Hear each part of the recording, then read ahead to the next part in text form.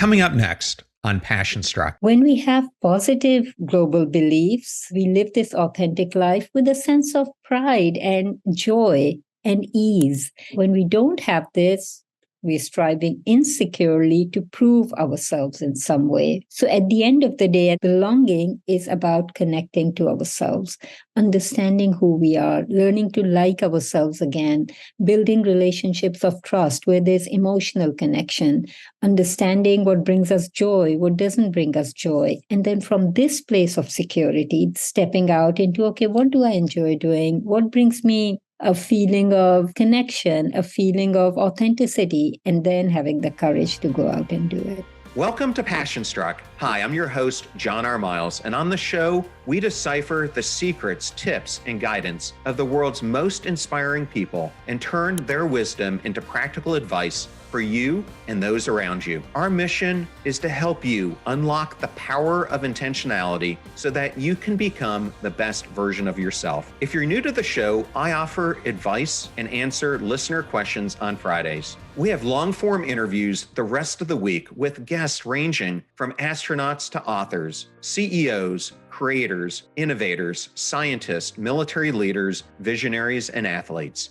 Now, let's go out there and become Passion Struck.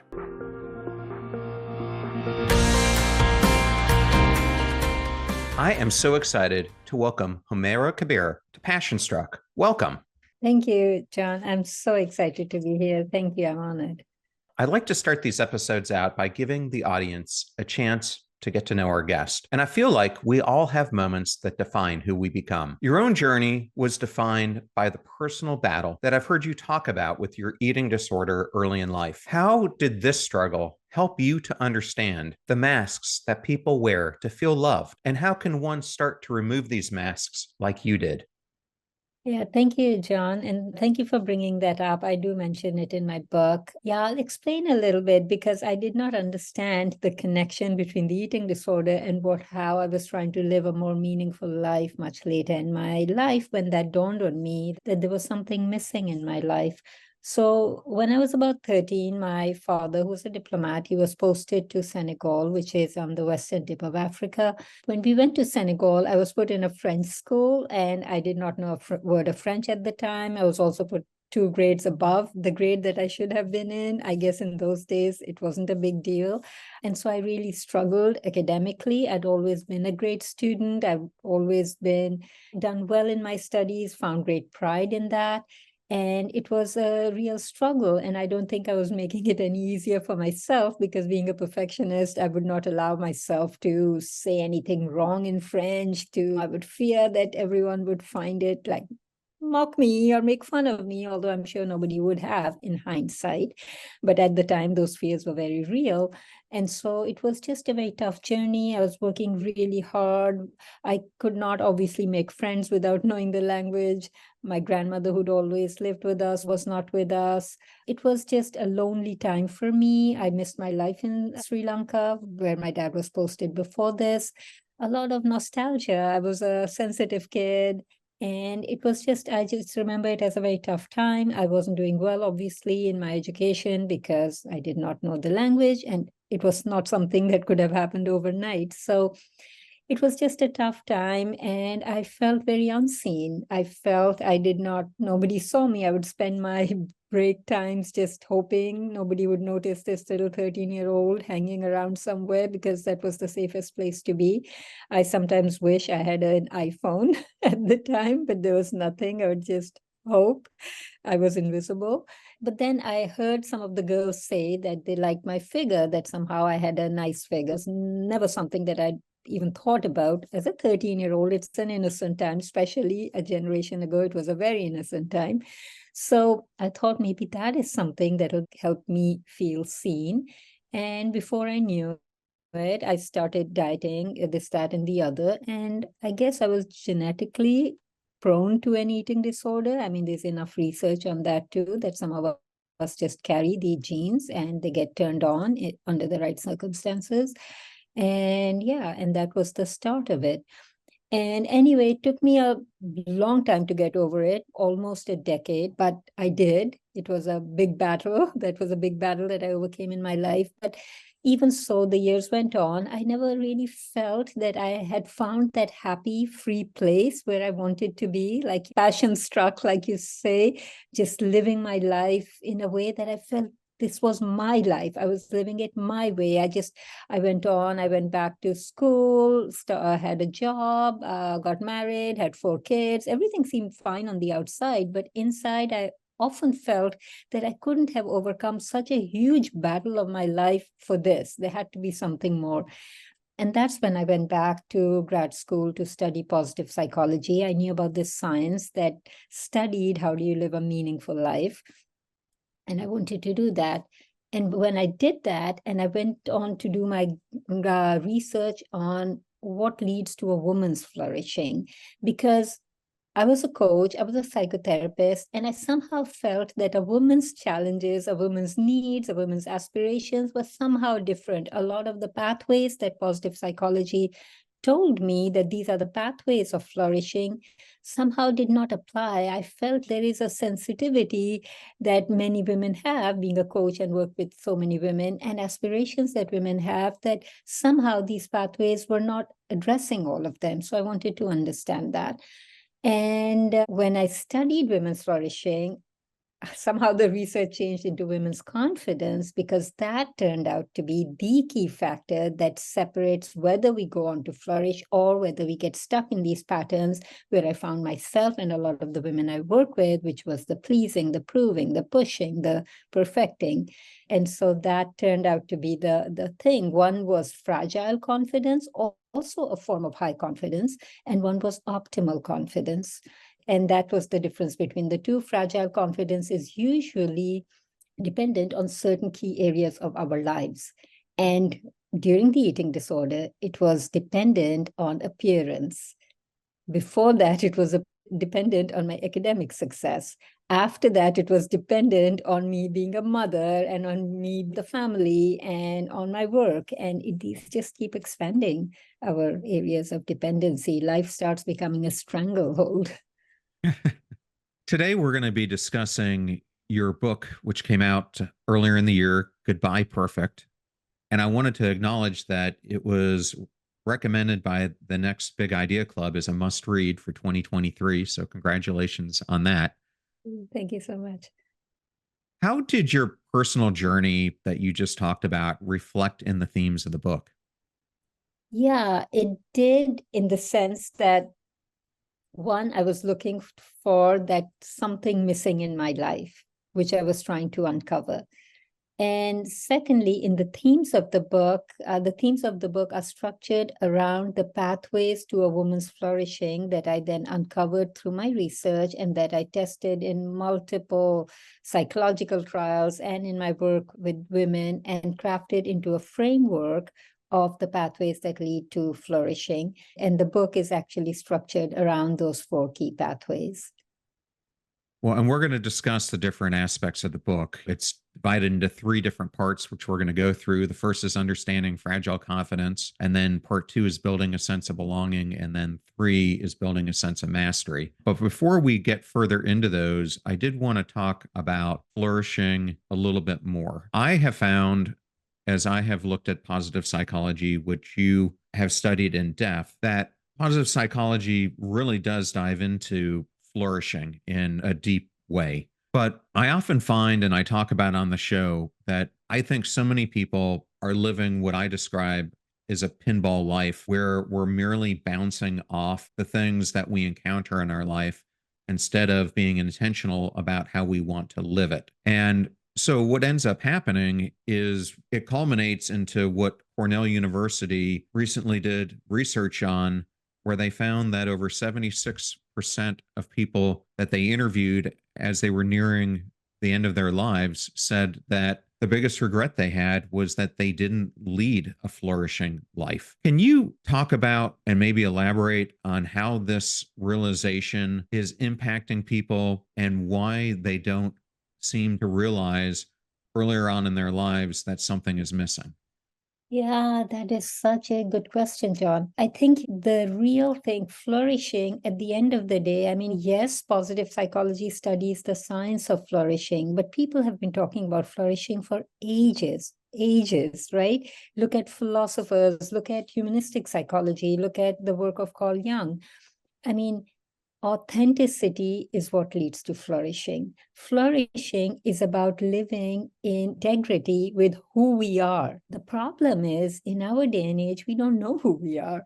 I mean, there are so many forces on us, that tell us who we should be. And so, very early on in our lives, we get disconnected from who we are. We don't have the time, much less the education that tells us to go look for who we are and find that self. I read a wonderful story somewhere in, I think it was in Indian mythology, and it says that gods hid our true selves deep inside of us somewhere. And then they said, they were having this discussion, where do we hide this real core self of this person? And they said, deep inside themselves, because that is the one place they will never look. Because it is so powerful that even the gods were afraid of, if this person finds their true power, what will it do in the world? And so our deep core self is powerful. It is the soul's longing. It comes into the world. There is so much potential in it. It is the potential that exists in every living organism, in the acorn that becomes an oak tree. I mean, there is a very powerful, you can call it whatever, you can call it your soul, your true self, whatever it is, potential inside of us that will actualize given the right conditions. Unfortunately, the world that we live in does not provide the right conditions. There are so many messages telling us who we should be, how we should be, and rewarding us for it. So to live an authentic life is a very courageous thing to do. It takes a lot of courage to be able to do that. It needs the right guidance on how to find it.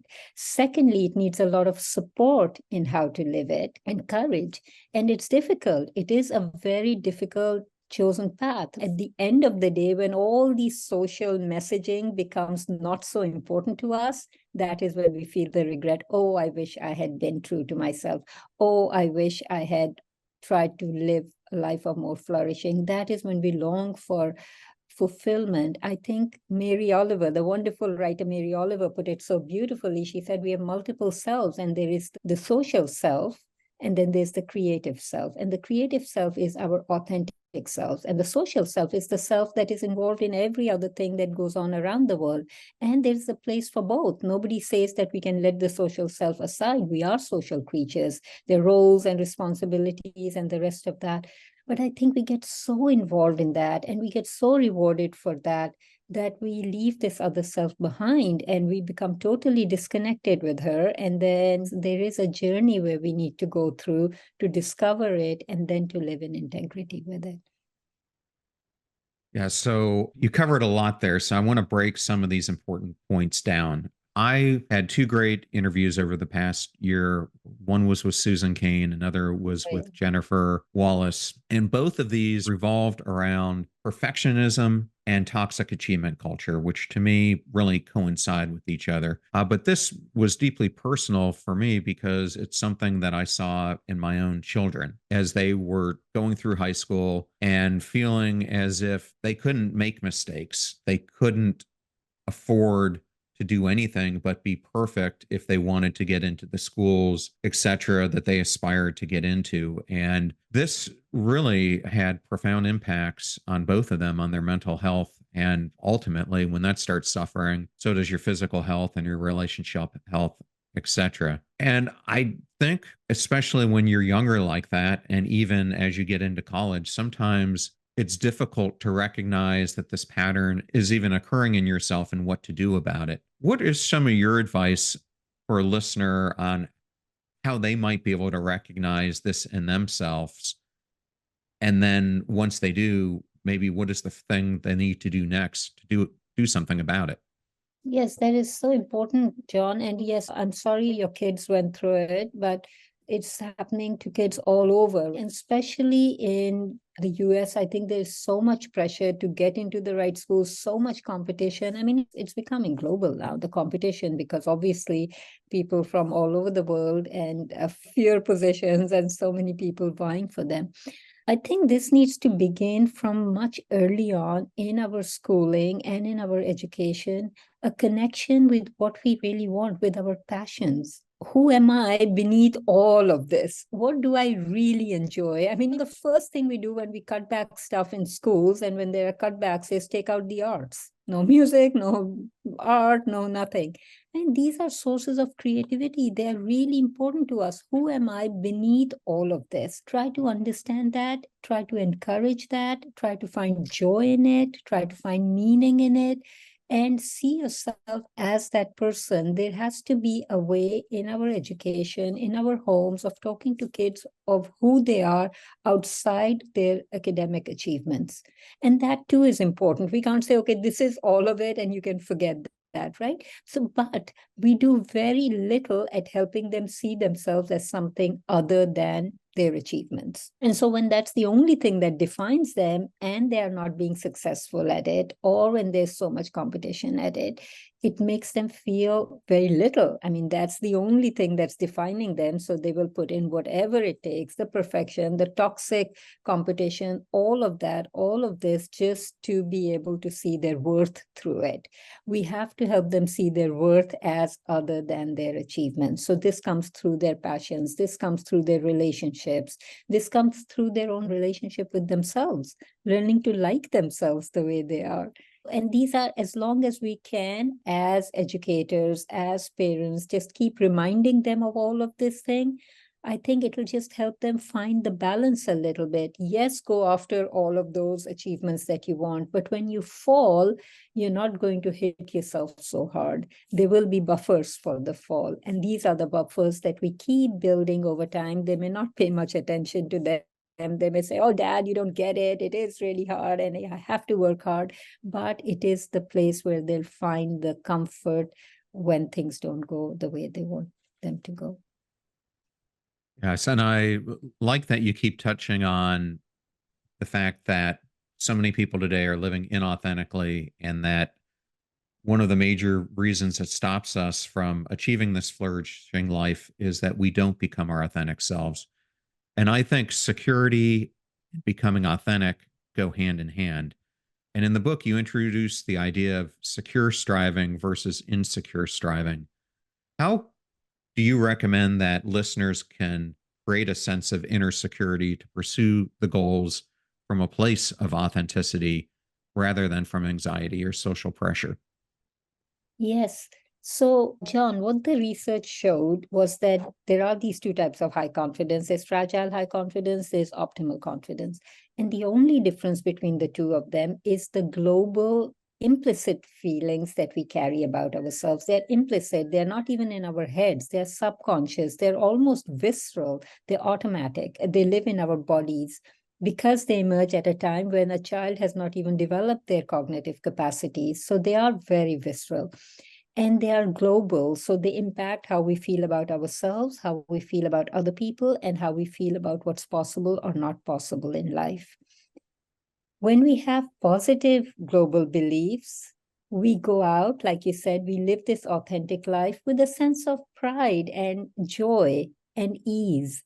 And when we don't have this, we're striving insecurely to prove ourselves in some way. So at the end of the day, and this is how I divided the book, the belonging part two, belonging is about connecting to ourselves, understanding who we are, learning to like ourselves again, building relationships of trust where there's emotional connection, understanding what brings us joy, what doesn't bring us joy. And then from this place of this is security, stepping out into, okay, what do I enjoy doing? What brings me a feeling of connection, a feeling of authenticity, and then having the courage to go out and do it. So belonging is essentially that feeling of security. And when we don't instill that feeling of security, when we're trying a top-down approach, okay, now you need to have the courage. Okay, now you need to do such and such. That's a top-down approach. That is what leads to all the pressure and all the perfection and the rest of it, because it's starting from a place of scarcity. It's starting from a place of lack. It's starting from a place of inadequacy, of unworthiness. Yeah, I found that so many people, despite being aware of the patterns that are keeping them stuck, and I like to use that stuck word because on Passion Struck, we're really trying to help people go from being stuck to passion struck. Yeah. But they're stuck and they find it hard to take action and that stuckness is often due to intense emotions and subsequent feelings of self doubt, of guilt. What is your advice for how to bridge this gap between knowledge and action from merely functioning to truly flourishing and from going from unstuck to this, to actually taking action to get us closer to becoming passion struck? Oh, that is so beautiful. We can break it down into two parts essentially, or even three parts. One is recognizing the patterns that keep you stuck, really recognizing them. So not just saying, okay, I'm stuck. Okay, I'm stuck in perfection, but recognizing what actually happens. I mean, I'm a coach as well. This is what I help people do. Recognize actually what is the pattern that happens in your stuckness. Okay, so John says such and such to me. And then I feel angry. And then I say, how dare you? And then really break it down. And then this is what goes through my mind. And then he says such and such. So really break it down into what actually happens. No emotions, just break it down into facts. And then bring a kind and loving presence to yourself. So that is where most of us get stuck. Like, one, we don't even unpack everything that's happening, and then we judge ourselves for it, or we judge somebody else for it, or we judge the other person for it. But bring a kind, loving presence to yourself. That is one of the things that I help people to build in the book, that kind, loving presence. We don't have it for ourselves. We learn to relate to ourselves the way others related to us, usually in our very early lives. And so we don't have a way of saying to ourselves, it's okay. Yes, that happened, and that's fine. These are the stories that I had from a time in my past, and I just reacted to those stories, and that is fine. It at least helps you recognize that your patterns of stuckness are based in an old story, and that you have the power to change that story and engage in your pathway of growth. So know that it is okay, and that there's a pathway of growth for me here. Because if I'm stuck in a certain pattern, then I haven't developed how to engage in this conversation or in this process in a more empowered way. So what is my pathway of growth? What are the things that I'm going to learn to do better? Perhaps I need to presence myself when I'm having those emotions of self-doubt or guilt or resentment or whatever happens. Just breathe through it with kindness. Perhaps I'm going to learn how to speak up and say something without spewing it all out in a moment of anger. Because if you've never done that, perhaps I'm going to speak up and ask for what I want.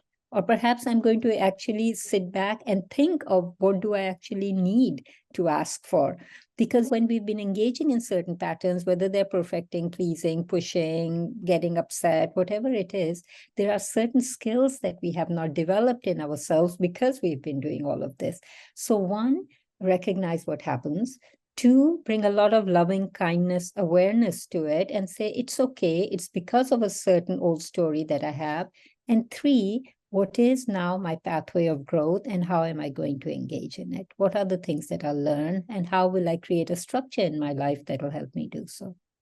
Yeah, and I want to go back to the patterns that you were just talking about, because I was recently doing an interview and the guest was talking about biggest life skills that were not taught and things that inhibit us from being our most productive in relationships and in our careers was the topic. And I thought he was going to go to emotional intelligence, but he told me that based on his research, the number one thing is that we're not self awareness skills. And I started to think about it. And when you aren't self aware, it becomes very difficult to recognize the toxic patterns that you're just talking about in our lives.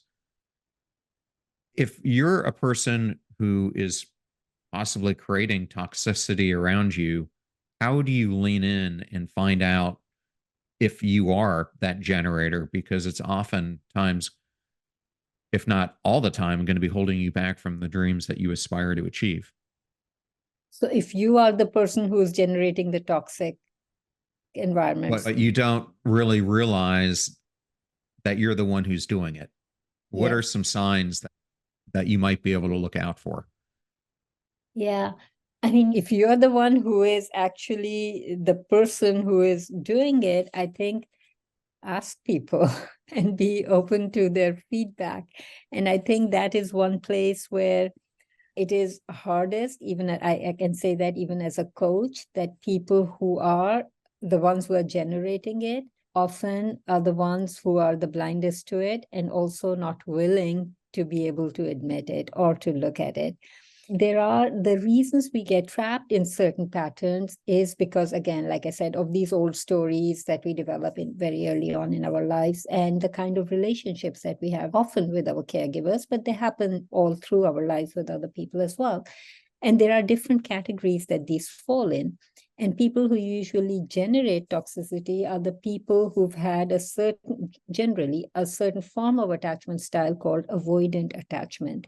And these are people who also carry a certain feeling of superiority. That is the only way they can make sense of why they had the kind of relationship that they did.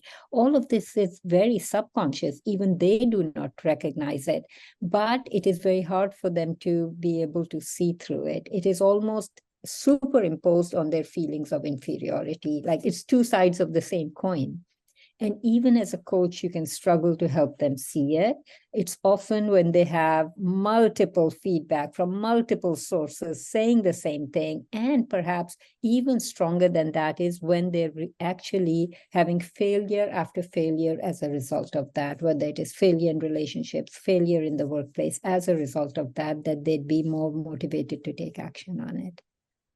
Okay. And I want to move to part 3 of your book, Building a Sense of Mastery. And you mentioned that every living organism is wired to flourish.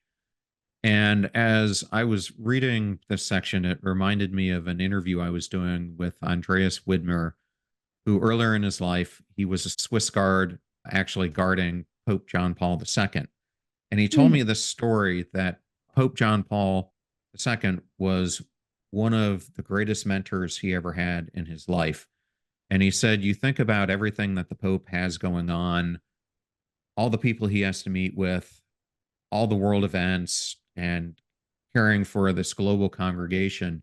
Yet he said he had this skill set where he would just be with you and you felt like you were the only person in the world when he was around you. And he said one of the most important things that he taught me was he would often say, Andreas, God put you here for a very specific mission. It's a mission that you alone were meant to live out. And it's the only mission that you are capable of truly doing to feel like you're flourishing.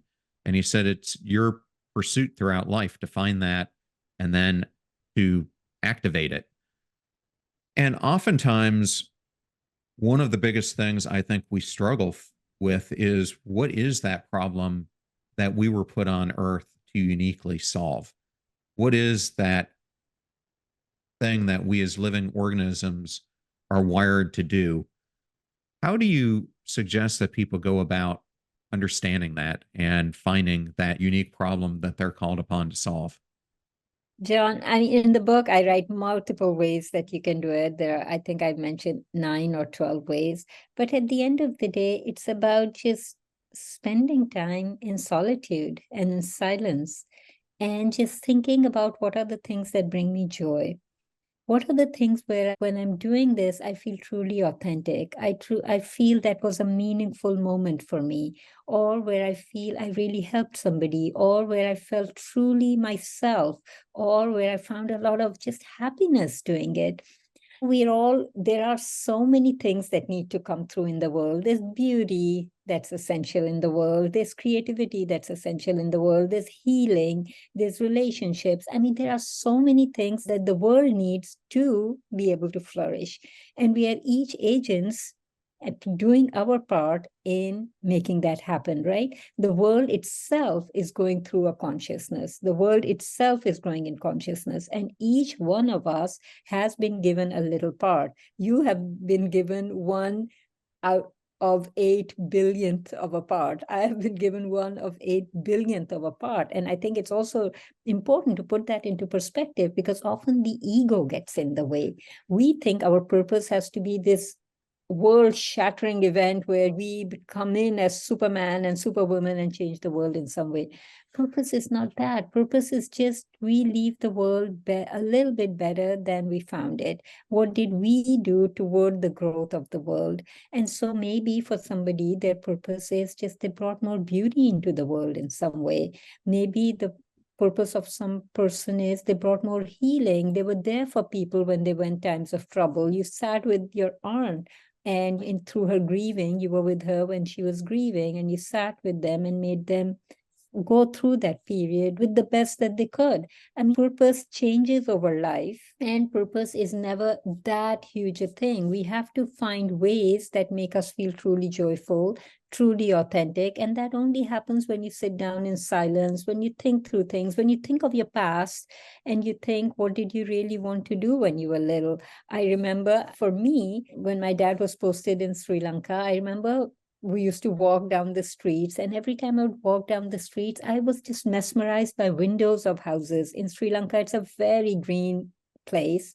It's an island, very green, very beautiful. And all the streets are like boulevards with trees over them. And through the trees, you can see houses, beautiful houses with tiled roofs. And I would just love looking at the windows because I always felt that there was a life inside, a beautiful life through the windows, that the windows depicted a beautiful life inside.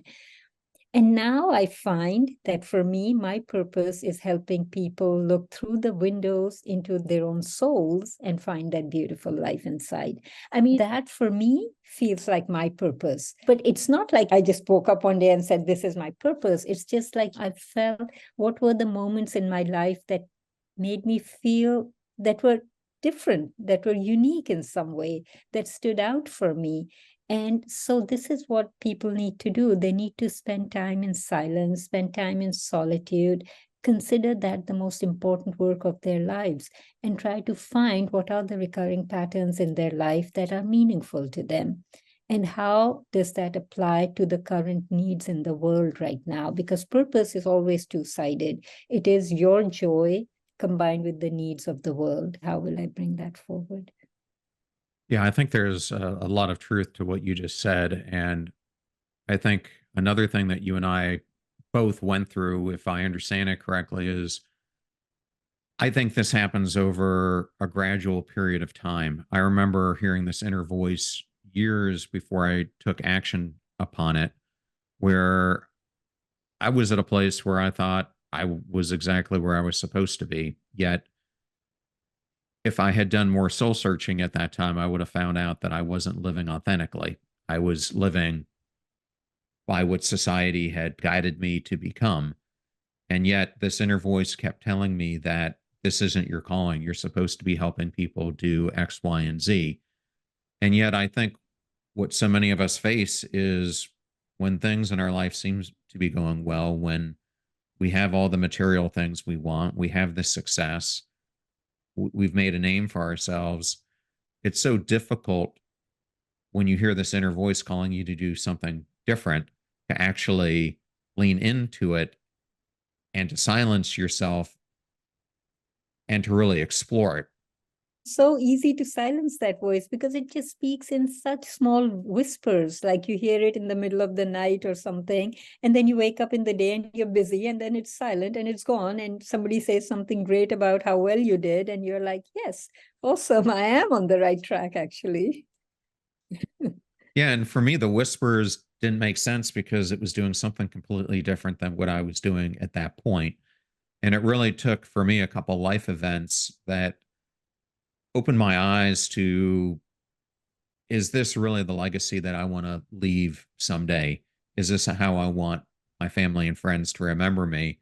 And that really led me to embark on, I would say, a 3 to 4 year journey of really doing the most soul searching I had ever done in my life. And I came out of that realizing that I needed to help people feel like they matter, like significance was lacking for so many. And yet we are put on earth to matter. We are put on earth to have a sense of mastery in achieving, as you say, what we were put on earth to do. Um, John, you're an illuminator. I have a word for you. You're an illuminator. You shine the light on other people so they can see that they matter. That's a beautiful thing. Yeah, well, I think it's leading so many people right now to these epidemics that people are facing globally, whether you call it loneliness or helplessness or hopelessness. I think it all stems from a lack of feeling as if we wake up and anything we do matters in the bigger world that we're living in. And we don't understand how the simple gestures or simple impacts we make a difference in other people's lives. And I remember I was interviewing Jen Bricker Bauer, who you may not know, but Jen was born without legs, has become this beacon of hope by leading this life of nothing can hold me down. No matter what my limitations are, I can always achieve more. And her mom told her that people get the equation incorrect. They think that they have to do things that influence so many people. And all you have to do is influence one person, and a ripple effect can change. And I think we overcomplicate the impact that we can make. What's your thought on that? No, exactly. And this is what I was saying a little while earlier when I was saying the ego gets in the way. You start out with thinking, I have to influence 1,000 or 10,000 people. No, it's just the one person. What is your true gift? What is it that was given to you that you need to give back? And you just need to give back to one person. And if you give back authentically your true thing to that one person, like you said, it will create the ripple effects. Because if it changes one life, it will then by that very token change another life and carry forward from there. So at the end of the day, just find your thing. Do not even think of what am I going to do with it right now. Find your thing. And then think of what am I going to do with it and who is the person that I'm going to impact through it. And yes, begin with one person. Yes, I mean, for me as well, I mean, when I started my coaching business, I wanted to run these programs and I would think 100 people have to sign up for the program. And it used to be very demotivating for me that only 10 people would sign up for it. And I would say, 10, I mean, should I really go ahead with the program? Only 10 people signed up. But then actually somebody said this to me. They said, you have the power right now to change 10 lives. Can you imagine what that means? And when that really sunk in for me, it changed everything. I mean, yes, now I have the hundreds of people, but it just began with this deep desire that there are these 10 women sitting in front of me. It could have been just one person, but right now I have the power to change this person's life.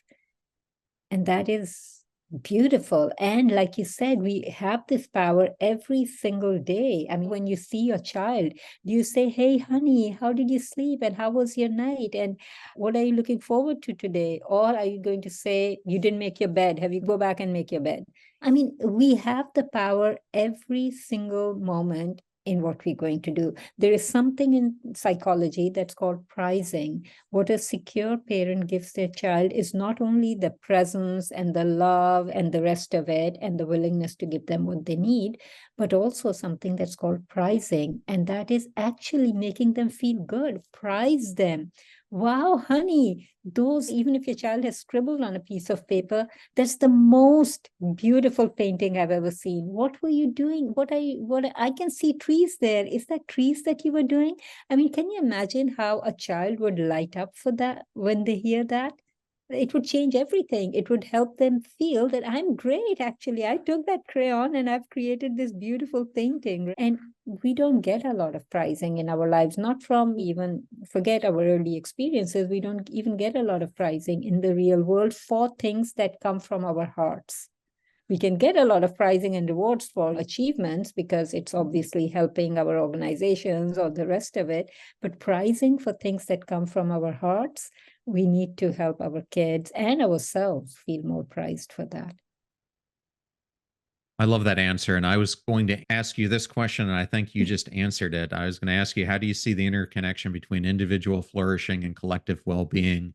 And what role does each person play in contributing to the betterment of the world? But I think you just nailed it. Thank you. If there was one thing that you would want listeners to take away or a reader taking away from the book, what would that core message be? Core message be, I mean, it's two sides of the same coin. Embrace yourself and embrace life. And it's the same. I mean, be less critical of yourself. Give yourself some grace. We're all imperfect human beings trying to live in this imperfect world. So give yourself some grace, find your place to stand, and then just go out there and make the difference. Do the work. It's exciting. A purposeful life was never supposed to be difficult. It was never supposed to be tiresome. It's supposed to be joyful. It feeds our spiritual energy, our soulful energy. There are many sources of energy. Soulful energy is one of them. In fact, it is the most powerful one. So give yourself some grace, find your place to stand, and then give yourself wholeheartedly to it. And you'll just live the most passion-struck life in the world. Well, I love that. And Homaira, if a person wanted to learn more about you or connect with you for coaching or other things, what are the best ways for them to do that? My website, homairakabir.com. And yeah, it has my book, it has my coaching programs, and I'm also starting this new venture right now with my business that I'm really excited about. It is, again, a woman's pathway to flourishing. I call it emergence. It's emerge, the whole thing, because it's the same idea that to be able to rise to wherever we want to go, we need to first go in. We need to go in and come out of there. So it's more like an emergence. You go in and you come out. So the way up is the way in and out. Yeah, really a bottoms up approach like you talk about in the book, as opposed to a top down one. Exactly. Yeah. Well, it was such an honor to have you on the show. Congratulations again on this incredible book and everything that you're doing. And thank you for being here. Thank you, John. And thank you for everything that you do. I thoroughly enjoyed that interview with Homaira Kabir, and I wanted to thank Homaira and Simple Truths for the honor of her appearing on today's show. You're about to hear a preview of the Passion Struck podcast interview that I did with Jesse Bradley, author of the book, The Power of the Second Thought, and the founder of Hope Habits, who joins us to share how each challenge that he has conquered has strengthened his resolve and deepened his mission to spread hope globally. You can compartmentalize your physical, your emotional, your intellectual, your relational, your spiritual. They're all linked together. And I think it's important to keep growing in all those areas. Be a lifelong learner, but look past yourself. We're in a world right now that's getting more self-consumed. And the joy in life is not getting more wrapped up in yourself. It's actually looking beyond yourself. Yes, we need self-care. Yes, take care of yourself. Yes, have good boundaries, get some exercise, get sleep, all those good things. But you really come alive and you learn that serving is life. And when you can help somebody, that's when life is as good as it can be. So wherever you show up, don't show up just to be served, but to serve and to make a difference. Remember that we rise by lifting others, so share this show with those that you love and care about. And if you found today's episode with Homaira Kabir inspirational, then definitely share this with family or friends who could use her inspiring words. In the meantime, do your best to apply what you hear on the show so that you can live what you listen. Until next time, go out there and become passion struck.